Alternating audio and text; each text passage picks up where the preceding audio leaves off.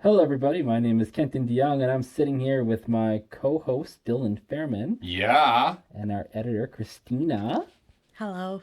Wow. Nice. And this is a Patreon exclusive Halloween special of Unsolved Canadian Mysteries.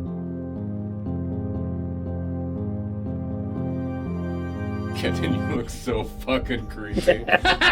Your mouth is like moving. It's just like we're at like It's awesome. Yeah, it's like one of those animatronic like pizza parlors. Yeah. Oh my Welcome to Unsolved Canadian Mysteries. God. Yeah. So today on Unsolved Canadian Mysteries, each one of us will be telling a scary Halloween story, and then we will react to it. And we'll go down the list and then see, let you decide, our dear Patreon subscribers, which is the most scariest of all.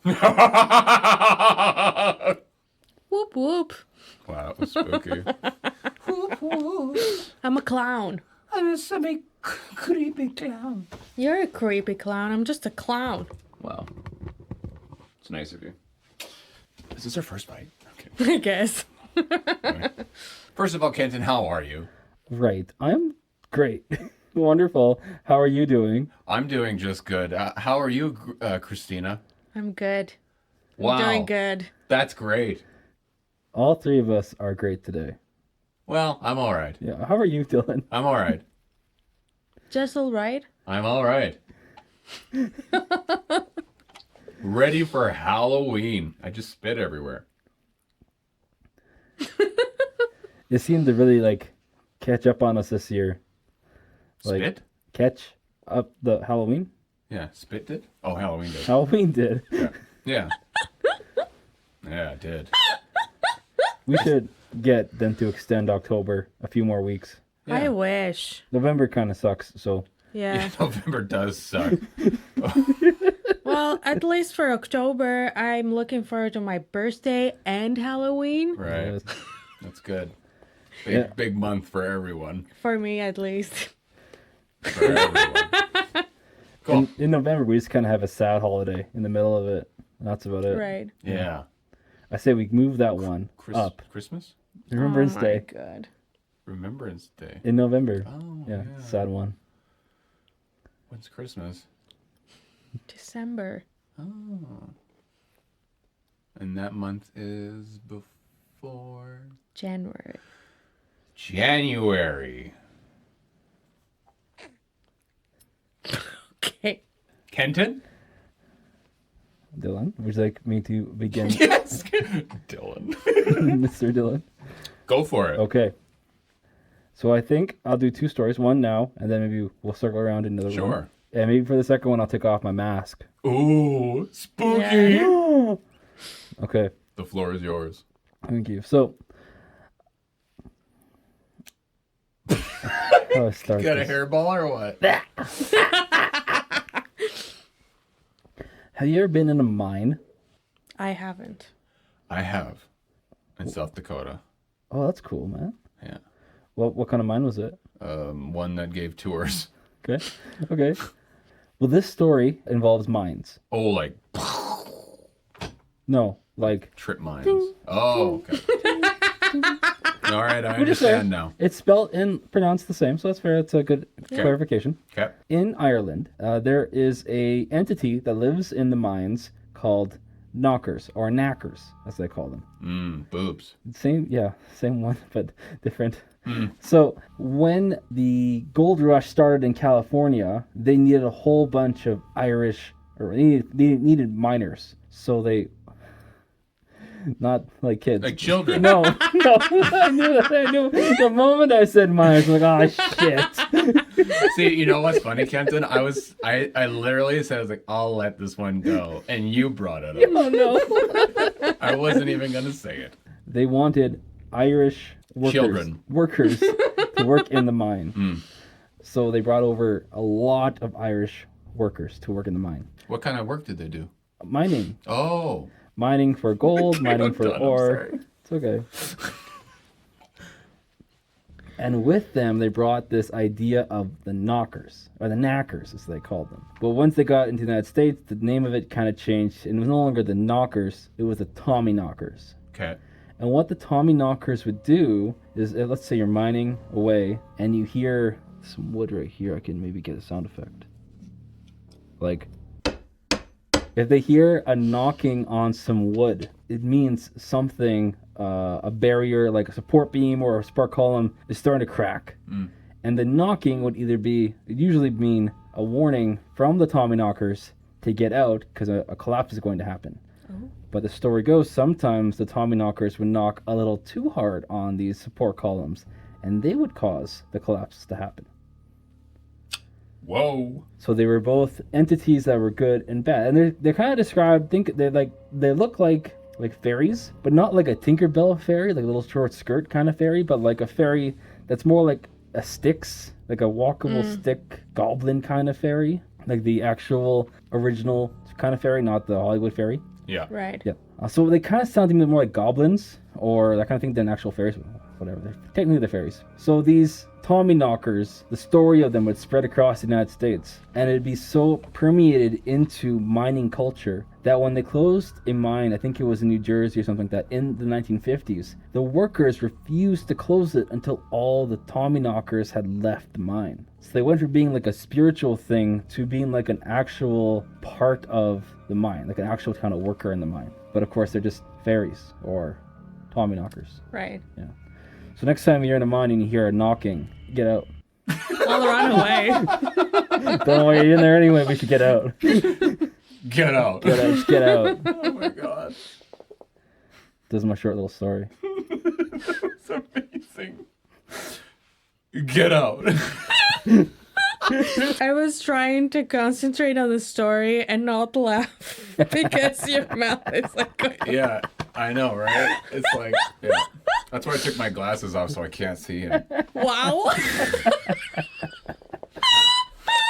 Well, Christina? Well, I Next. think. Oh, we're not saying what we think. We Oh. can. We can. We can. Say what you think. What do you think of it? Well, I really liked it. Thank you. I like that you brought up the fairies, how they weren't like what we think now. Yeah. Because I think we forget that, you know. I've... But Third one. also, that's so interesting that they were like, oh, this is a good thing, but also can be a bad thing. Mm-hmm. Like fairies are. You're not always good. Right. Yeah. It's like people. Just like people. I like how Kenton's idea of a horror story is like also a learning opportunity for everyone. It's awesome. He's teaching you Yeah. through horror. It's the best way to teach. Scaring people. Yeah. I like it. I like that technique. Yeah. Well, what do you got? So my first story is about Annie. I forgot the name. Annie Bell, No. the doll.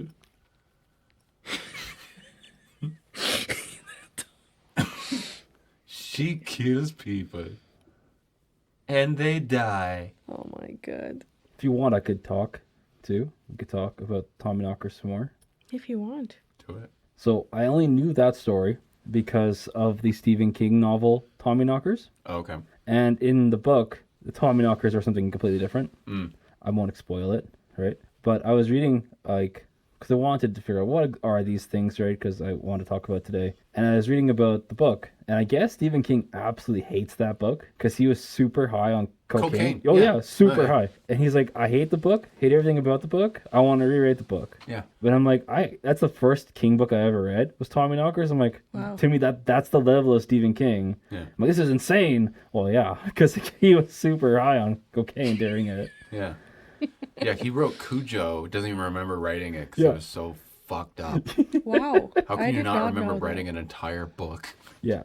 I did not know that. Yeah. My story is so this one it's not a ghost story. It's more like a kind of mystery and true crime story. I like it. And it's in Greece. But Nice. it's very creepy. Okay. So Why Greece? oh, because I am from Greece. Oh, wow. My boyfriend doesn't know where I'm from. The story begins in Greece and it's April 2015. It's April 21st, 2015.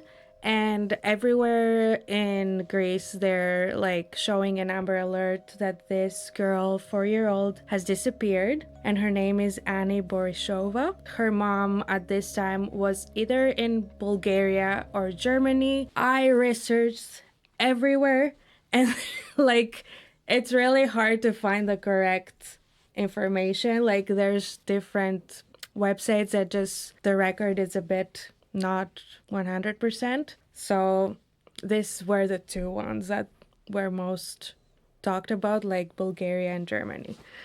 So whatever. So she's either in Bulgaria or in Germany, and she left her 4-year-old daughter with the dad. They're not together anymore, or like they were kind of like breaking up and being together again. And she comes back to Greece and she can't find her daughter, and they file child missing report. Then the police starts investigating, and the mom said, "Oh, I left my daughter with this friend that I have, and my friend, she lost my child." They started like interrogating her and the dad, and she was saying that she didn't even remember the name of her friend. So now police is already like, okay, This is sus. very sus. Yes. So they're like kind of like thinking that the mom and the dad, like something happened with them. So they're interrogating them, but they didn't have enough evidence to keep them in jail, so they kind of released them, and they just keep going with the investigation. And then they find blood from Annie at the apartment. Here is where like they grab her dad again, and they're like, "Why is there blood in your apartment?" And then he starts saying that, "Oh, well, like my wife left the daughter with me." Like, so there was no friend from like the mother's side. She left Annie at her dad's. They grab Annie's dad, whose name is Savas, and that's actually not his name. So his name is Bulgarian, but again, like the records are so bad on the internet that I couldn't find exactly his name, but that's what they call him in Greek. So Savas, he is a drug addict, and police started being like, when they found out that he uses drugs, and they kind of like focus their investigation on that. He confesses that, "Oh, okay, like my wife left our daughter to my place," and he has a roommate in the apartment. The police is like, "Okay, where is your daughter?" And they're not saying anything until the roommate of the dad, his name is Nikolai. Nikolai tells the police, "I heard that Savas did something to his kid." So they're like, "Okay, so what happened?" And he's not saying anything, and then Savas tells them, he confesses to them after a couple days that, "I was high all these days, I was using drugs, and I woke up after and I found my daughter dead. She has been sick for a couple days, but she was dead. I panicked and I asked my friend, the roommate, Nikolai, what should I do? Like, my daughter is dead, but I didn't do it." So the roommate advises him that, well, if police comes, they're going to put you in jail, so you should get rid of the body. So It's an Savas, intelligent first step, always. always, yeah, just like the movies tell us. So Savas panics, obviously, and he starts cutting up his daughter. Cutting? He cut Cutting her up. up. Oh. He Oh. cut up the corpse, and then he boiled them Oh. with potatoes and other ingredients. Yeah. Uh-huh. Yeah. Obviously, you need to make a good sturdy stock. Yes. And Yep. then he proceeded to put them in like food container. Tupperware. Yeah, he put the food in food container, and then spread it all over Athens in the bins, Like in food bins? in like garbage bins. Oh, okay. Yeah. Oh. All right. So his idea was like, if I melt all the bones and like make it look like it's food, nobody's going to think that I killed my daughter. Yeah. So Savas confesses this to the police, And he tells them that the mom didn't know anything, like she left the daughter to me, but she just was covering for me because she didn't want to tell police that he lost her child. And this is because Annie's mom had been already arrested years ago, but it was for different reasons. Like, so she didn't want, like, it would just look bad if the dad lost the child, right? So she didn't know anything. Then they put Nikolai actually too, and Savas, the dad, they put them in life sentence. And the mom, they had to actually gave her 8 years of prison, but they had to put her into like psychiatry people to tell her how her daughter died. Because she had no idea. So the police didn't know how to actually tell her. So why Nikolai? Because it was his idea? So Nikolai, they put him in because he lied in his statement. Right. Because he knew all from the beginning. He knew exactly what happened. He was right there, Got it. and he kind of advised what, like, and Savas what to do. Yeah, Savas probably was like, well, he told me to do this. Yeah. Savas mostly said that I didn't kill my daughter. I just wanted to, like, I was scared and I panicked. But this is where it kind of, like, the judges don't think that he panicked, and that's why before I said that the drug use, it's not a big part to the story, because he was very calm after he found his daughter dead. Like, he cut her up.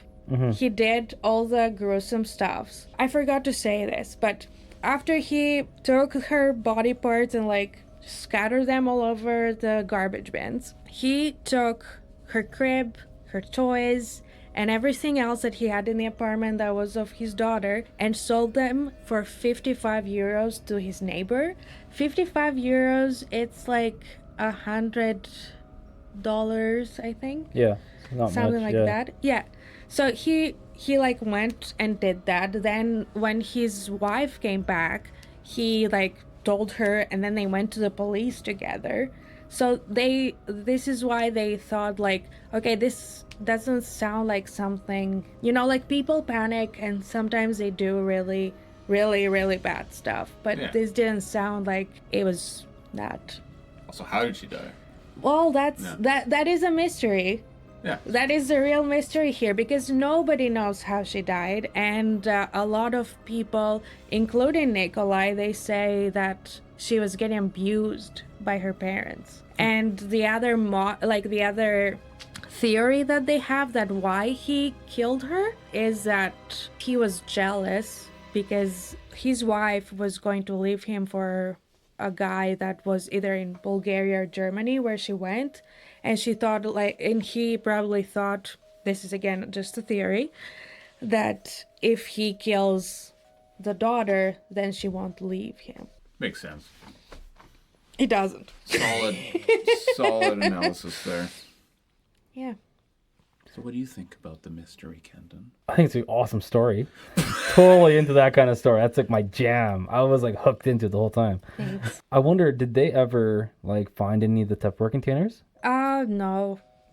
No. The only thing that they knew is that he did throw some in the sewer. Oh, and the other thing is that the coroner, because they found blood in the apartment and blood on his body, that meant that he, probably Annie wasn't dead for a couple days or a couple hours. Like, she probably just died and he cut her up, or he cut her up when she was still alive. Yeah, because if she'd been dead for a while, the blood would have solidified or something. Yeah, that's right.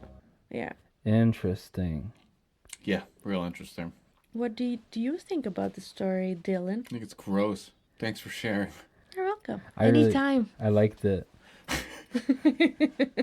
That's a fucking dog head, man. I actually remember when that was happening because I was a kid. And I remember everybody was in agony. The whole country. Really? Holy Yeah. shit. Yeah, it was fucked big news, big news. I mean, it was a big thing. But I didn't remember a lot of the details. Dylan, your story. Yeah, my story. Here comes my story. Kenton, if you had like a random location, what would it be? Anywhere in the world Anywhere. would be London, England. Great. Okay, how about a non-geographical location? Park. Park. Cool. Park's great. Christina, if you had like a random object, what would it be? A machete. Machete. Well, it's funny you both mentioned a park and a machete because I have a story. It just so happens to be involving those two things. Whoa. Wow. Yeah, it was weird. It was about 2 summers back.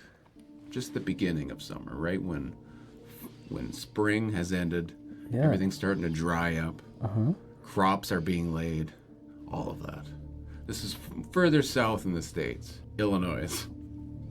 That's where it was. A lot of farming there. Yeah. Well, there were these 3 children. There was Danny, Denise, which is weird because they always hung out with each other and they both had similar names. Uh-huh. And George, he was different. How old are they? Yeah, they're about 12. Okay. George is a little younger. He's 10. He hangs out a lot with them because they're the bigger kids. But they let him hang around. So one night, they snuck out because they didn't want to just stay home, do their homework. They had a school day the next day, but they wanted to rebel a little bit. And George didn't want to do this at all. He's very goody two-shoes, but they convinced him to actually go out. So the 3 kids, they walked out and they began to walk through the local park. And it's funny that Kenton said park because my story involves a park, a sinister park. A park like no other. So they were walking around the park, kind of breaking stuff, just finding sticks, throwing them around, doing that kind of stuff. Stuff kids do. When Danny, which is the name I believe I said originally. Well, is it the 12-year-old or the 10-year-old? Danny's the 12-year-old, George is Okay, the 10. I was going to help you, but That's cool. Denise is also 12. 12. Yeah. Hey. Danny was like, I'm going to climb that tree.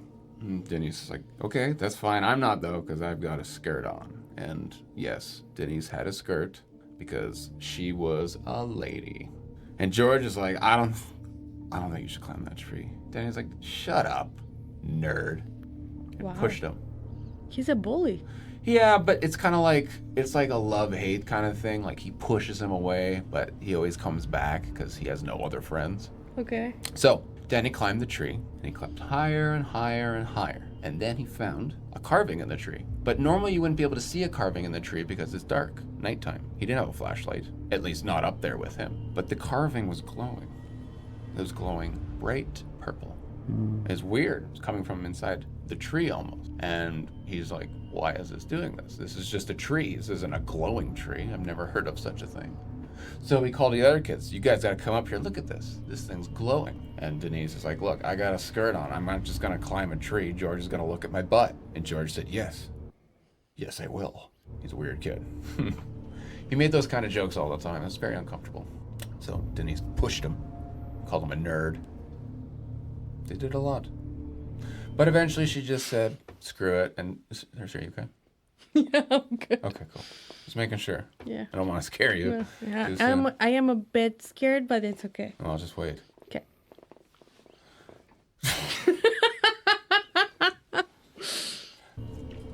George went up first because Denise didn't want him to look at her butt. So she helped push the little guy up there. And they pulled him up. And then Denise climbed it. She was quite the tomboy herself.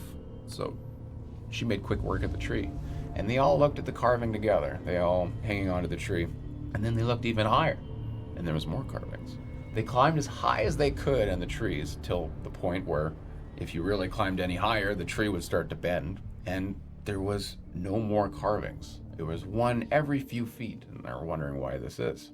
Well, as soon as they got to the top, there was a huge crack, and the tree nearly split in half. But it was basically the branch they were on collapsed, and they started to fall down lower and lower and lower. But where the ground should have been wasn't, and they kept on falling. And they did not understand what was going on, other than they were free falling, and they didn't know when they were going to stop. Eventually, there was a big thud, and they were in black darkness. It's very strange. So George asked, are we dead? the other two are like, I don't think we're dead because I can hear you, dork. And he's like, why can't you guys just not make fun of me? This is a serious situation here. Luckily, Denise actually did bring a flashlight with her, so she flicked it on, and they were in a long, narrow tunnel, and they didn't know how they could go from being in a park to a tunnel. They figured it must have been some sort of old tunnel system from long years ago. George made a stupid comment that it was the sprinklers, but that made no sense because sprinklers are very small, and George is very dumb. So they just started walking. They didn't know what they could do. They could go either back or forward. So they decided to go forward.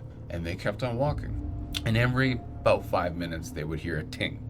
Just a really metallic ting. And they really didn't know what this noise was. It was either coming from in front of them or behind them. The echo just, they couldn't place it. It was bouncing off the walls, coming from both directions. So they kept on walking. And eventually, the path just kept on getting narrower and narrower until they had to go single file, basically holding each other's hands through the thing, with Denise in the front with the flashlight, Danny in the middle, and George on the end, because he's a dork. Finally, they came up to a big opening, and they found more blackness, just absolutely nothing. But when they exited out of there, George actually cut his finger on the wall. For some reason, it was jagged and sharp. And blood just started pouring out of his hand. It was pretty deep. He mentioned it to them, and they all started freaking out and tried to wrap it with extra clothing they had and just try to stop the bleeding, but it just kept on going more and more. Now they were worried that poor little George is going to bleed out in the cave or tunnel, whatever you want to call it. So they walked into the big abyss because they didn't think they had much time left before poor little George was going to bleed out. They were kids. They were over-exaggerating. It was probably fine. They didn't know. They kept on walking. And then the tinging started to get even louder, like they were walking upon it, getting closer and closer. Ting, ting, ting. And then finally the tinging stopped. And they stopped because the whole time they've been walking, the tinging has been going on.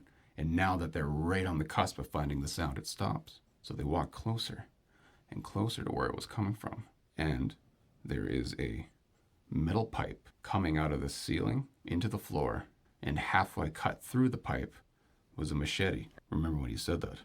It's weird that you mentioned it. Just sticking in the pipe. And the kids are like, well, okay. So if that was making the noise, who was holding the machete? They don't know.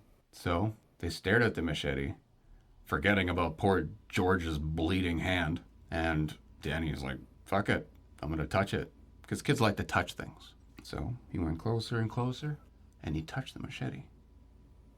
And do you know what happened? No. I don't either. Wow, what a mystery. My brain stopped working right when I said that. You did really good. I liked it a lot. Dude. Me too. Dude, okay. My fucking head hurts. That was really good. Really spooky. Yeah. Yeah? What do you guys think? What do you guys think happened? So, like, I was thinking Mm-hmm. where it was going was, like, when Danny goes close to the machete to touch it, he's going to see on it some blood, some of George's blood on the blade. Ooh, that would have been really good. That they had been followed by this machete or something the whole way. Something like that. I was like, oh, it's something like that's that. fucking really good. Damn it. But it's the question because they heard the tinging when he got his hand cut. So, Yeah. But I was like, oh, it's gonna be something like he didn't cut his hand on the wall. He cut it on a machete or something. I'm so sorry that I let you down. It's okay. It's okay. No, man, it was good. I liked it. I was on the edge of my seat. Like I was. Yeah, oh, me do too. What about you, Christina? What did you think was going to I happen? thought that Danny was going to take the machete Yeah. and then just kill them all. Really? Yeah. That's what I thought. That's so funny.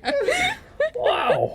Wow, went straight to there. Well, that is one of two things that could have happened, and also maybe other people had an opinion of what would have happened. I was definitely trying to go somewhere where the tree carvings, like, Yes. I was going to try and do it to where fucking George kept on getting cut, and then the carvings from the tree were in his skin. I like it. Oh, But nice. I honestly, as soon as I got to the touching the thing, I was just, fuck, I can't, I've got a brain block. If you all would like, please comment what you thought was going to happen, because I'd be very interested to know your rendition of what my story should have been. And it wasn't. Kenton, how are you doing with your head? Good. Great. I might take it off for the second story, but Okay. oh, I know. It's like I'll like transform with like lycanthropy back to a man. Oh, that's a good idea. I love it. Okay, so we'll do some like post-editing magic. Yeah. I'll yeah. try. I'm back. Human form now. Human form. What is your costume, by the way? Is it like lumberjack werewolf? That would be my guess. Okay, so how it was, what it was supposed to be was I was going to be a gravedigger for Halloween. Right. Right, we talked about that before, but I want to be a gravedigger, but I didn't think it'd be appropriate because I do cemetery tours, and I was like, well, I want to be something else, but like I really wanted to get like an overall thing, but I didn't want to be a scarecrow. Right. And I was like, what do I do? And then I went to Spirit Halloween. I saw that mask. I was like, it doesn't make sense. Yeah. It doesn't make any It doesn't sense. have to make sense, No, Kenton. it's a overall and plaid wearing Hey, a dog mask. you were out cutting some trees down when you were bit by a werewolf. Done. Done. Done. There I we like go. it. I Or like it. you're the wolf that Little Red Riding Hood has to deal with, except he skipped the grandma and went straight to the lumberjack and replaced I him. like it. Yeah. Okay. Sure. Yeah, I like that one. Okay, sorry. Kenton, I hear you have another story for us. I do. Yeah. Yeah. Okay. Wow. I'm used to talking for an hour, so this is great to like listen to other people tell stories. I have no complaints. Sounds good. So this one, in one of our previous podcasts, we talked about Bell Island and the Bell Right. Island boom. It didn't do too good, but I didn't think it would because, it's not It's like... such a random... Right. Yeah, and it's like you have, hauntings, you have paranormal, you have missing people, you have murders, and then you have the Bell Island boom. Yeah, which was like, it's either like possibly aliens, but most likely either military or Yes. lightning phenomenon. Yes. Right. So like the mystery is cool, but it's definitely not in the top 10, but it was worth what we're talking about. Yeah. But Bell Island has a lot of really cool things about it. So like we talked about in the podcast, there was the Bell Island hag, Yeah. that woman that like attacks people. Oh, yes. And then there's also an issue with Bell Island and all of Newfoundland and Labrador with fairies. And in fact, there's a part of the university there called the whole like department, and it's called Munfla. And Munfla collects, I don't remember what the acronym stands for, collects all these stories of fairy encounters over the years. They have a whole archive full of them from like early 1900s, before even then, all the way to like modern times. So like people who wake up in the middle of the forest, people who have had their children replaced by changelings, all sorts of weird fairy encounters. Even things like fairies tying horses' mane in little knots, right? Just random stuff like You say that. changelings?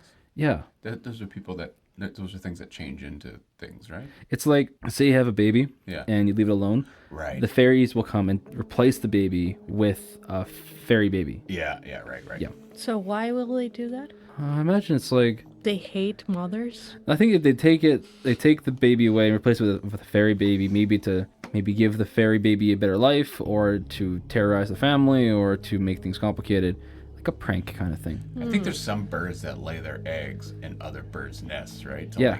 So maybe it's just like, I don't want to raise this thing. But I'll could be take it. your I'll baby. take your baby and eat your baby, and then you raise my baby. I could see it. Yeah, it could be it too. Yeah. It's a good strategy. You get food and someone raises your kid. Yeah. Or I really liked when you said it's a prank. What a nice prank. That's a prank. You Got me. I thought I had a child for 18 years. I had a fairy. So in this story, and I asked Munfluff for documents about this, and they gave me like 4 or 5 PDFs to explain what happened this day. But there's no definitive date of when this occurred, right? I couldn't find any newspaper clippings about it either, but there should have been some, so I don't have a date. I want to say 1920s, sometime in there, on Bell Island, okay? So a group of kids were playing outside the house near the woods, and the mother told them, don't go in the woods, that's where the fairies are. And they're like, okay, whatever, Mom. So they're playing, I don't have ages, let's say 8 to 12 kind of thing, right? Maybe 4 or 5 kids. And of course, they go in the woods, because what kids do. So they go in the woods, and they're trekking through the woods, and as they're playing around, they hear laughter. but it's not them. But it's definitely some kind of child laughing. The leader of the group, she's maybe a little bit older. She's like, let's get out of here. Something's going on, right? Because the laughter is coming like from the trees. So they get out of the group, they get out of the forest, and they recollect themselves, and they realized one of the people of the group is missing. A guy named Davy Mercer. Mercer's young kid.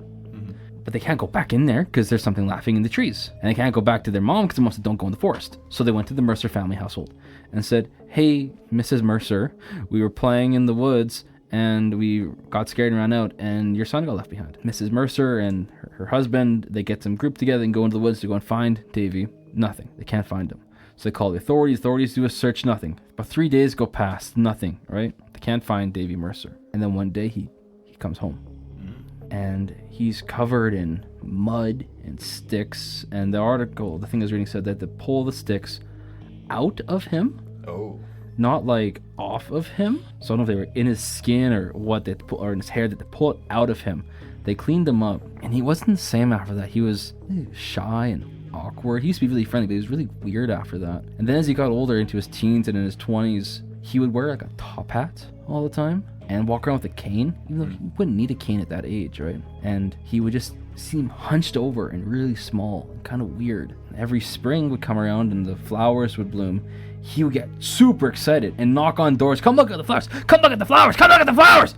He wanted to show the flowers to everybody, but he was like, yeah, they're flowers. They're perennials. They do that. They come back every year, but it's not a big deal. He would live on Bell Island for his entire life.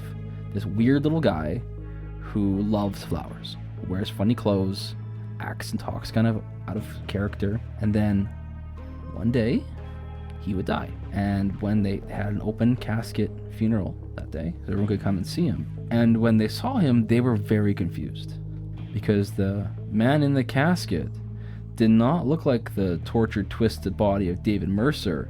It looked like a normal human being. So the thought is, when David went into the woods that day, maybe David didn't come out. Maybe it was a fairy. Right. And that's why they walked funny, dressed funny, got all excited about flowers, that kind of thing. And then when the fairy died, they replaced him with real David, or David was possessed with a fairy, or something like that. But this is a very highly documented case of fairy abduction, I guess, on Bell Island. Crazy. Yeah. Wow. So much on one island. It's a mess, man. I want to go so bad. Give me the hags, give me the elves, give me the fairies, and Give me the lightning. the military experiments, the Nazi bombings. Give it to me. So what do you think of that? That's creepy. But Yep. I thought the same thing, that maybe he was like possessed and like the fairy kind of like took over the body and then lived its life and then yeah. So the lead up to his death, he looked sickly. Small. Well, he was always small Okay. and hunched over. But then when he was dead, he didn't look like that. yeah. Okay, that's weird. Because, yeah, you'd think if the fairy died, yeah, it would just, like, retain that. So, yeah, it would make sense that they, they're like, oh, shoot. Yeah. We killed the human. Better return it. Yeah. Jeez. But like a lot of witnesses, right? Because he lived in the town for so long, a lot of testimony. And people would say, like when there's testimony of kids who the parents told them the story, said, oh, that's, old Mr. Mercer. He was kidnapped by fairies when he was a kid. That kind of thing. So everyone knew the story. Wow. How long ago was this? I think it took place in the 20s. I see. Maybe he died in the 60s or 70s. So 50 years or so. Man, living on an island would have been so cool in the 20s. Like Anne and Green Gables. Yeah. Kenton, I can't read. Okay, sorry. She lived on an island, PEI, in like the 20s. Her story is really popular in Japan because they also live on an island. We all live in an island. It's just one big island, man. We're from Greece where they have actual islands. Yep. I realize both my stories have fairies involved. Yep. Yeah. I noticed that right away. Not wolves or dogs or anything. Would make sense. You should have worn fucking some wings and been a fairy. Should have dressed up like Tinkerbell. Oh, with a little short skirt. Yeah. So, So, you got one? yes, I do. Ooh, we have a second one. I do. Nice. Finish And it this off. is Good. Greek. It's Greek. It's in Greek. You're going to say it in Greek? Where is your second story? Look. It's in Greece, and it's in the mountain that it's called Parnitha. Is that next to Mount Olympus? No. Okay. In 1912, they made this sanitarium because there was like tuberculosis around and people were dying. And at the time, Athens only had this one hospital, so they needed another one to put people in.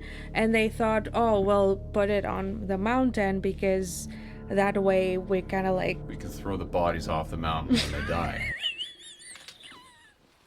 No, but that's a really... Like, I could see somebody Greek saying that as a joke. No, but for like... what did we do on COVID? Quarantine. Yeah, for quarantine purposes, but also because Greek people thought that, you know, like fresh air will do sick people good. Yeah, when you're choking on your own blood, nothing better than fresh air. This is so interesting because, like, we did the same thing here with Fort San at the same time period. Right. So it's so interesting that they had the same approach to TB on opposite sides of the planet. So I just want to mention, like, that's so cool that they did exactly the same thing. Like in the beginning, it started being like people had to pay to go there. So it wasn't a lot of people, but then because they started having so many people that were sick, then like the poor people started going and having tents around the sanitarium so they could like get help, and people would actually help them, but it was just nuts. Like people would be kept in cells and they would not be able to go outside, and they had like no activities in the hospital. Like sometimes they would stay for days in their cell and not go anywhere. After like I think it was in 1950s, they kind of found the penicillin, so they didn't really need the hospital anymore, so they closed it down. And actually the Ministry of Culture and Tourism took it over, and then after that they transformed it into a hotel that was called Xenia. And the hotel didn't really do well because a lot of people started saying that we can hear screams and that this place is haunted. Nice. Kenton wants to go there. That sounds so bad. awesome. Yeah. Well, it's not a hotel anymore. It's just a rundown building, but you could probably go. Okay. Yeah, so they closed down the hotel because there's nowhere that they say that, you know, the business didn't do well, but they say, oh, like the building wasn't safe enough. Like it was kind of like rotting and stuff. Yeah. But still to this day, because there's trails around there and there's a lot of hikers, they talk about a lot of ghosts that they see. Yeah. And there's two main ones that a lot of people always talk about, and it's this little girl with this white dress and she's always crying, and you see her around the forest, especially near to the building. But there's also this very ominous ghost, and it's this lady that is looking for her husband because they were both sick at the same time, and she wanders around the forest and she cries. But if she sees you in the beginning, she'll be sad that you're not like her husband, but then she'll get mad because you're not who she's looking for, and then she screams and you need to run away. Wow. I like it. Thank you. You may win on the creepy Yeah. scale. Way better than my scary fairies. Scary fairies? So, That's so funny. Sorry. so have you been there? No. Really? I didn't know until I like researched about this, the podcast. Oh, you should send some of your friends, some Greek friends, to that. Yeah, Yeah. And then if they die. it's okay. But if they live, No. they can go on the podcast as like a Right. Yeah. international connection. Correspondent. Yeah. Can you imagine? I'm sure the patrons will love it. Oh yeah. Yeah, the parrots would love it. We're doing this for the patrons. I'm gonna kill my friends for you.